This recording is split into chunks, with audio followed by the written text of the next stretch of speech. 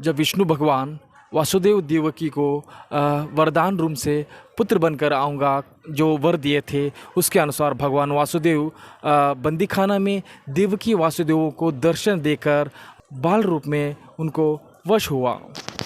इस कृष्ण भगवान को ले जाते हुए बीच में यमुना नदी रास्ता देते हुए श्री कृष्ण भगवान दुष्ट शिक्षण और शिष्ट रक्षण रूप में बाल रूपी भगवान श्री कृष्ण दानवी पूतना की संहार करते हुए, ये जो आप दृश्य देख रहे हो ये कृष्ण लीला है।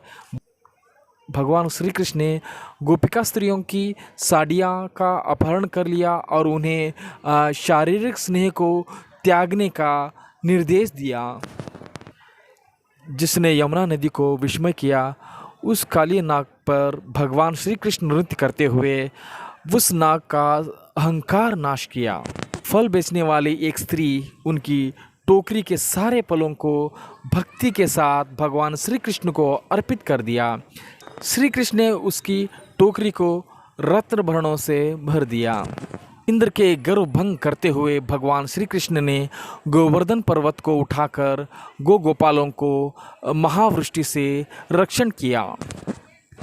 श्री कृष्ण भगवान और बलराम जी अपना गोपों के साथ खेलते हुए भगवान श्री कृष्ण ने गोकुल के निवासियों की रक्षा की और उन्हें आनंद और आराम दिया।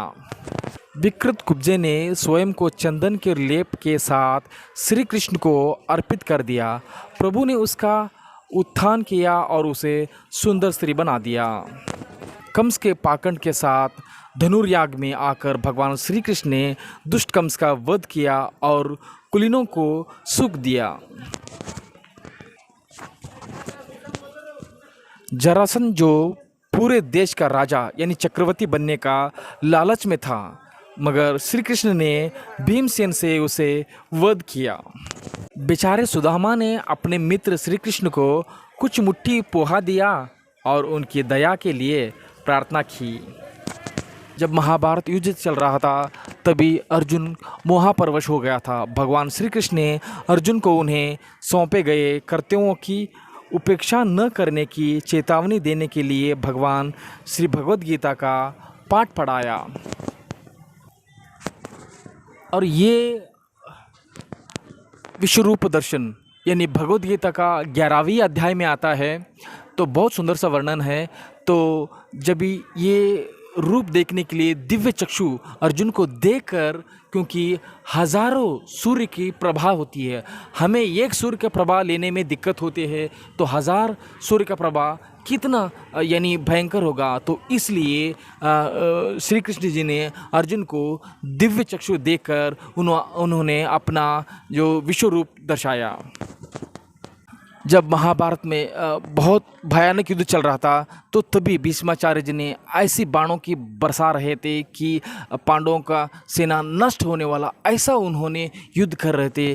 तो तभी ये देखकर अर्जुन को देखते हैं, तुम आगे क्यों नहीं बढ़ रहे हो, इतना दया क्यों कर रहे हो, ऐसा कहते हुए उन्होंने अपना यानी रथ का चक्र लेते हुए भीष्माचार्य के और तरफ बढ़ते हुए, तभी भीष्मा जी कहते हैं कि सौभाग्य है, क्योंकि आपके हाथों से वध होना मेरा सौभाग्य के अलावा और नहीं हो सकता, ऐसे कहते हुए तो वो शरण में आ जाते। तभी अर्जुन ने कहते, नहीं नहीं, मैं मुझसे गलती हो गया, मैं अपना कार्य को पूरा करूँगा, ऐसे कहते हुए ये दृश्य को आप देख सकते हैं।